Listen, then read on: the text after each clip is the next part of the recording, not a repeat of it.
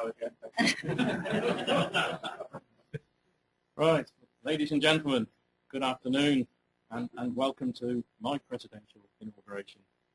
Thank you all for coming, and thank you, Sheila, for that introduction. This is probably going to move, but not to worry. I think it's probably fair to say that a year ago, Sheila felt a little apprehensive, but also very proud at becoming the first female president of our institution. And perhaps an added pressure to perform. You say you're going to mic me up, by the way. Okay. All right. Me, I was quite relaxed. 12 months on, the situation is reversed. Because Sheila is chilled, and I now have the pleasure to follow Sheila, who has had a fantastic year. I could only listen and watch with admiration at the various events and the speeches she has given. So a difficult act to follow. I'm also very conscious that I'm following a long line of other illustrious past presidents, many of whom have been generous in their advice and guidance to me. I shall touch on that, wrong page. So I'm delighted that my first duty as president is to present Sheila with a past president's medal and a gift and some flowers from the institution as a thank you for a great year in office. We're not going to try and pin this on as well. Quick with your head.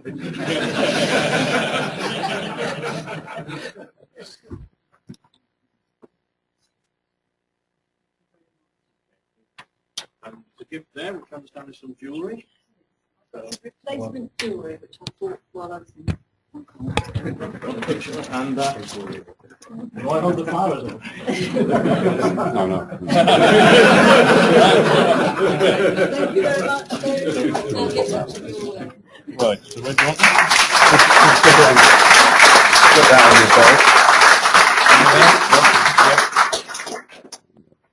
belt. There is room between my waistline and the belt, honest.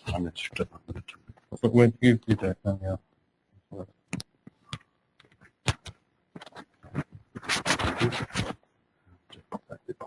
Right, lovely. Now where was I? Where am I? Right, it's a fantastic privilege and honour to be elected as President of the Chartered Institution of Highways and Transportation. I will do my best over the next year to serve the institution well and repay the trust that our members have placed in me. Prior to becoming President, I've been a Vice President and part of the presidential team for 3 years. In 12 months, I expect to be passing the baton on to another female President, our new Senior Vice President, Sue Charland. So I do very much see my role as custodian of the presidency for 1 year, as part of a continuing journey and team effort. That team support also includes the Board of Trustees, Council, Chief Executive Sue Percy and her staff here at Britannia Walk. And in case anyone is in any doubt, the branches and the wider membership also have a vital role in supporting and furthering the ambitions of CIHT. CIHT has grown as an organisation over the past few years, and we have made steady growth over the last 12 months. I shall touch on that briefly in a moment, but our overriding aim is to continue to improve our organisation and the services we provide to our members and the industry as a whole. I will also talk a little more later, about my involvement with the institution over the years, but I hope that through being involved as a branch chair, council member, trustee and a vice president, that I have a good understanding of our values. As president, I look forward to working with council, boards, panels, branches and members to continue this journey. The last year has been another busy one for CIHT, and I am sure for all of you as well. I will just touch on some of the highlights over the last 12 months. We have appeared in the media more times than ever before, and for the right reasons, commenting on topics ranging from the economy to walking and cycling. We have taken part in debates at the party political conferences, increased our engagement with politicians, and responded to more consultations than ever before. And last year we achieved our membership target through our CIHT 500 campaign. Membership today stands at over 12,500, and we formally launched our new recruitment campaign, #Journeys, earlier today. And some of the banners are around you. This year, we held a highly acclaimed first ever national conference, Routes for Growth. Planning is already underway for next year's event, Making Local Transport Work, which will take place in early March. Just last week, 400 people attended our remarkable annual awards at the Royal Courts of Justice, and I'm already being briefed for the annual luncheon in December. Our branches organised over 150 events last year, as well as providing local services for our members. We have been carrying out a review of our branches, the first in 40 years, as we look to further enhance the services and the support that we provide to our members through our highly valued active local volunteers. The UK is going to face a major future skills shortage. CIHT has a role in helping our industry to produce employees who are fit for purpose, not only to work in the UK, but also beyond. Last year saw us continue to make awards in Eng Tech, iEng, CEng, Transport Planning Professional, and the Saucer Certificate of Competency. My interest in transportation started at an early age. I was 20 months old when this photograph was taken. But I was also multimodal, and in fact ahead of my time in terms of sustainability. The observant amongst you will see that this is in fact an electric steam engine. An interest in construction had also developed, and this will probably be my first presidential faux pas, an incorrect remark, but like any good bloke, my dad did not throw any wood away. I discovered that with various offcuts I could build a bridge and den between the pillars of the lich gate we had in our garden. Sorry Phil, you must have been in your pram, so you don't feature in the photograph. Never mind, you'll probably win the prize for the longest journey today, unless someone can better Chicago. Another interesting thing to note, bearing in mind my future career direction, was that I had already recognised the importance of keeping the transport network moving in winter. I have already mentioned my father, who was a civil engineer before me, although his secondary description would probably be a municipal engineer. He had a very successful career in local government, ultimately becoming the Director of Engineering and Architecture at both new towns in Wales, Cumbran and Newtown. He was clearly a big influence on my career and a great mentor. Indeed, I well remember my one and only careers interview, which went something like this. Well, David, do you know what you want to do? Yes, I want to be a civil engineer. Why is that? Well, I like building things. I don't want to spend all day in an office. And my father's a civil engineer. Ah, so you only want to be a civil engineer because your father's a civil engineer? No. Well, what if he was a greengrocer? I know I don't want to be a greengrocer. End of careers interview. And no disrespect or offence intended to any greengrocers present. So I was off to University College Cardiff, part of the University of Wales, as my father had done before me. And a first meeting with the incomparable Mick McCarry, the right back in the Engineers football team, about whom we'd say, if he can't get the man, he will get the ball. It was well at university. It was well at university that I became a student member of the Institution of Civil Engineers and went to meetings with my father. He later became chairman of the South Wales Association of ICE and introduced the concept of annual awards. I'm pleased to say that ICE Cymru continue with the George Gibby Awards to this day. Pages are stuck together. That wasn't part of the plan. Sorry, got a quick drink. One of the things my father stressed to me was the importance of good training. And after university, I was fortunate to be offered a job by Hampshire County Council, who had an excellent training scheme. Sadly, the county surveyor at the time, Arthur Jacob, recently passed away.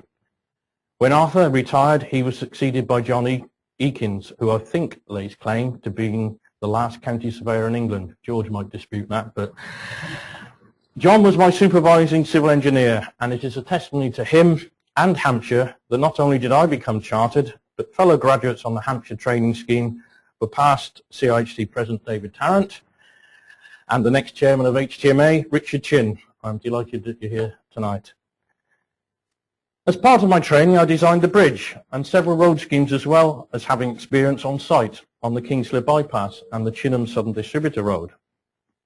The works at Chinham were actually being constructed by Hampshire's Direct Labour Organisation, but it was also the time when compulsory competitive tendering, or CCT, was just starting to be introduced. This was to have a major impact on the industry and my future career. Whilst I worked in Hampshire, parts of the M27, M3 and A303 were still being built, but it was clear to me that road building was in decline, even though there are key gaps in the country's strategic road network that have still not been completed today. So when an opportunity arose in highway maintenance, I took it. First of all, preparing and specifying maintenance schemes, which by then had fallen under the CCT legislation, and later becoming Assistant Area Surveyor in the north of Hampshire. It was all great learning, but it also meant my day-to-day involvement with engineering was becoming less, and my dealings with the great British public and politicians became a more fundamental part of my job. No further comment. There were 3 area directorates in Hampshire: North, East and West. I guess South used to be the Isle of Wight. In addition to our area responsibilities, we also took a lead on a function county-wide. Being the North, ours was winter maintenance. So I rewrote Hampshire's winter maintenance manual. Good experience, but probably didn't quite prepare me for the winter in the Highlands of Scotland with bear in years to come. Bill Taylor's the expert on that. In 1988, after 9 years of great experience with Hampshire, I moved to Berkshire as area surveyor for the east of the county. Now, it wasn't quite like in the photograph, but I soon discovered that the policies and procedures that were well established in Hampshire were not so apparent in Berkshire. But that was why I had been appointed, and it was a great opportunity for me to lead my own team, putting into practice all the experience and knowledge I had gained. It was an exciting time in Berkshire, with a vast amount of change taking place in order to keep pace with the continually developing CCT legislation. The initial step for the Department of Highways and Planning was to let the first long-term, all-embracing highway maintenance term contract, which saw its direct labour organisation transferred to a newly formed company, Ringway Highway Services. In addition to preparing this term contract, we were also documenting all the processes used in maintaining and managing the network, and became the first highway authority to obtain quality assurance for highway maintenance and network management. All of this made the department more attractive, and in 1993, Highways and Planning ceased to exist as over 300 of us transferred to Babty, Shore and Morton. Sadly, a few years later, despite its centenary celebrations, Berkshire County Council was no more. Babty, Shore and Morton evolved into the Babty Group and subsequently Jacobs, which makes it incredibly difficult to find photographs related to Babty. This photograph of an empty motorway was the best I could do.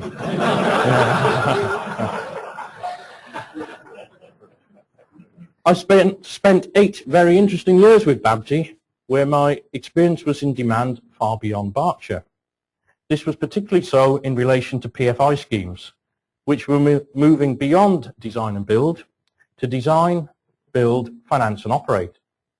I worked on DBFO schemes in England, Scotland, Wales, and also a proposed tolled motorway between Lahore and Islamabad, but that's another story. Babty, together with Enstone and Ringway, formed BEAR, so I really did start looking at winter maintenance in the Scottish Highlands. Scott will well remember that. Whilst with Babty, they also celebrated their centenary. Of course, they've gone, so there's something of a theme here. But don't worry, Ringway, I do not intend to be around in 2076. It is probably fair to say that working with David Lee and Scott Waldrop on the BEAR bids led to my joining Ringway in 2001. where I've been lucky to work with great people, and without all their support, for which I'm very grateful, I would not be able to do what I do for CIHT. One of the main reasons for joining Ringway was to use my network management experience to help them develop their business, both in the growing term services market and through the Private Finance Initiative, PFI. You've noted the parish steward, I hope. However, I also had operational responsibilities and became project director for Ringway Parkman in Wiltshire, working with my good friend George Batten, as well as looking after Ringway contracts in Berkshire, Somerset and Newport in South Wales, making it handy to pop in and see my mum for a cup of tea and a piece of Barra-Brith. When Vinci and Ringway decided to pursue not one, but two Pathfinder Highway PFI projects, it was felt that my experience in local government, consultancy and contracting put me in a great position to become PFI director. For me, this was a real opportunity, and with one project being the London Borough of Hounslow and the other the Isle of Wight, I thought I might even get to work overseas.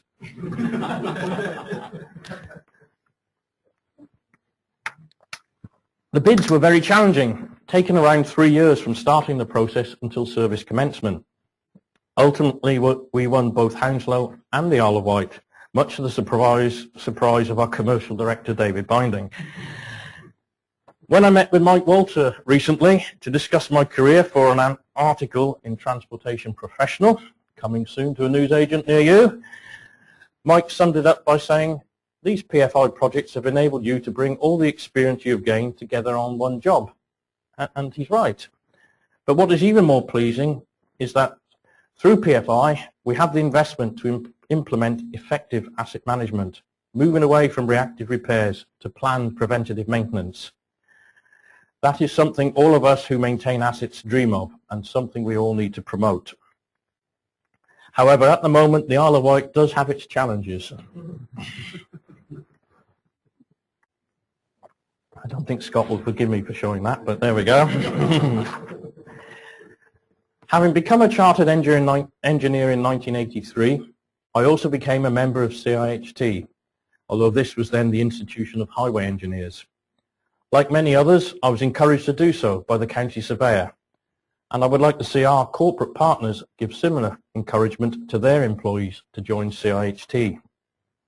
I have gained enormous benefit from my involvement with the institution and have been to places and met people I would never have dreamed of as a young lad growing up in the valleys. Well, Newport's not quite the valleys, but you know what I mean. I've been chairman of my local branch twice, sat on council and the board of trustees, and that hope that I can continue to contribute to CIHT, especially over the next year. As transportation professionals, we are always aiming to make our transport systems more accessible. Sheila introduced the theme of Access for All in her year, and we intend to develop this theme.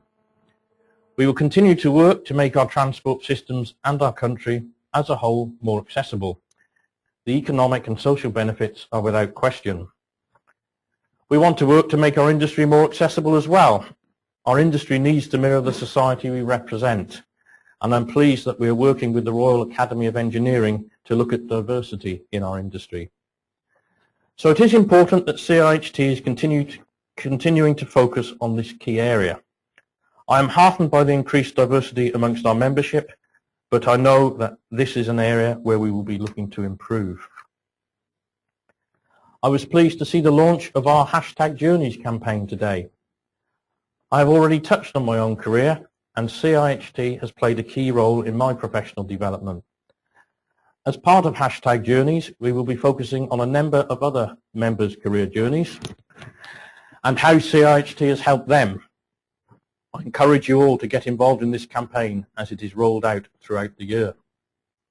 CIHT offers a number of routes to professional registration, including Eng Tech, iEng, CEng, Transport Planning Professional, and the Road Safety Audit of Certification. I encourage you to support your staff in taking up these professional qualifications. They are good for business as well as the individual. In addition to this, we also support our industry through our grades of membership. This year we will be adding a graduate member grade. This is aimed at bridging the gap between students and associate members. We must do more to encourage more youngsters into the profession and into the institution. But it is not just what might be termed professional staff we need. The industry needs good technical and operational employees at all levels, and I firmly believe we should be doing even more with apprentices. Earlier this year I attended a Ringway Jacobs event during National Apprentice Week, at which TfL were also present. They are doing great work promoting apprenticeships, as are many other of our corporate partners. This was clear from a number of the shortlisted entries for the CIHT Awards last week. Please continue this good work. Reliability of our transport network is key to achieving many objectives, be they based on economic growth and development or social issues. CIHT will continue to call for us to improve the reliability of our transport networks, not just road, rail, public transport, but across all modes. Our customers, the people who use our transport networks, expect to be able to travel when they want and where they want. We must highlight the need to not only invest in new infrastructure, but also to correctly maintain the transport systems we have already got. My own career has been focused on the highway sector, and I'm very aware of the maintenance issues we face, in particular related to our local road network. This has been a good period for transport investment, but we must ensure that our local road network, where almost every journey starts and ends, gets its fair share. I am keen for us and industry to demonstrate some leadership on this issue. CIHT will be launching its manifesto in the run-up to the party conferences here in England. We will continue to make the case for transport and highlight the important role it plays in and across our society. Whilst I believe all political parties recognise this, we need to ensure it remains high on the agenda in 2015 and beyond. Our manifesto will outline the benefits to the UK of investing in the skills needed in our industry. We will call for certainty.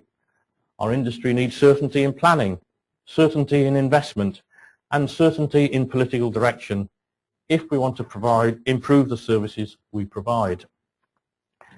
We will call for improvements in resilience planning. The changes in our climate need to be taken into account, and planning for these no longer once-in-a-lifetime events must be improved. We will highlight the links between health, well-being and transport. Later this year we will be releasing some research that will highlight the health and well-being benefits of transport investment. This will all be a continuation of CIHT's dialogue with government and other key stakeholders, where we will seek to raise and promote our views. My presidency forms a small part of the CIHT journey, and as you may by now have guessed, my theme for the year is going to be Make the Journey. We all make journeys every day, so while it is about making the career journey, it is also about making the journey better for our customers. We need to make the journey better, safer, healthier, more integrated and more reliable. I shall concentrate on 4 key areas: making the career journey and the #Journeys campaign, making transportation more accessible, making the journey more reliable, and that means more resilient and better maintained infrastructure, making the case for the transport in the lead up to and beyond the general election. In conclusion, thank you once again for the opportunity to be CIHT's next president. I'm looking forward to and will do my best to represent you all over the next year. It is a real honour and very humbling to be in this position. Viv and I are really looking forward to the year, to the many events and the prospects of meeting so many members and friends across the UK and beyond. So thank you for your support and for coming this evening, and as I start my presidential journey, I would be delighted if you'd please join me and the team for some refreshments in the area outside. Thank you very much.